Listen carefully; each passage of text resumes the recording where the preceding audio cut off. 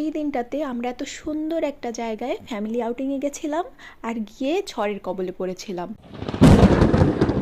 তো এখন বাজে দুপুর 1:30 আর আমরা অটোতে উঠে গেছি ফর দ্য লোকেশন। আমরা এই 5 জন যাচ্ছি। বাবা আজকে আমাদের সাথে যেতে পারছেন না কিছু কাজ থাকার কারণে। আমি, মা, আমার বৌমনি, দাদা আর আমার কাজিন ব্রাদার যাচ্ছে। লোকেশনটা আমার বাড়ির থেকে প্রায় 2 ঘন্টার পথ। হাই গাইস, খুব ঝাঁকাঝাঁকি চলতেছে, ড্যান্স চলতেছে, ঝাঁকাঝাঁকি।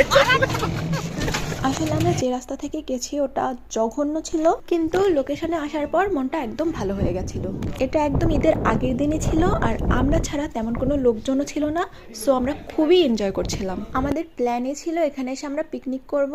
সো আগের দিন আমি বিরিয়ানি রান্না করে রেখেছিলাম যেটা আমরা নিয়ে এসেছি। Here is our food and the wonderful view.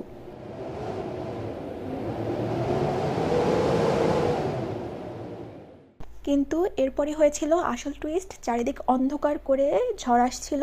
আমরা তো খাওয়া শেষ হতে না হতেই সবকিছু তাড়াতাড়ি গুছিয়ে নিচ্ছিলাম। আসলে এই ঝড়ের কারণেই ওয়েদারটা আরও অনেক বেশি সুন্দর হয়ে গেছিল।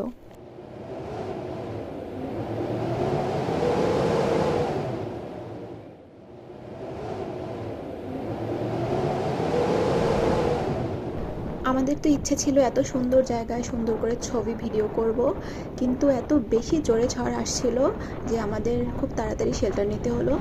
এরপর আরও অনেক অনেক বৃষ্টি শুরু হলো আর আমরা আর কয়েকজন লেবার ছাড়া ওখানে তেমন কোনো মানুষ ছিল না। সো আমরা খুব তাড়াতাড়ি একটা অটো ধরে বাড়ির দিকে রওনা হলাম। তোমরা যদি পিরোজপুর, ভান্ডারিয়া, কাঠালিয়া এসব জায়গার আশেপাশে থাকো তো এই জায়গাটা চুজ করতে পারো for outing or family picnic. So yes, that's it for today.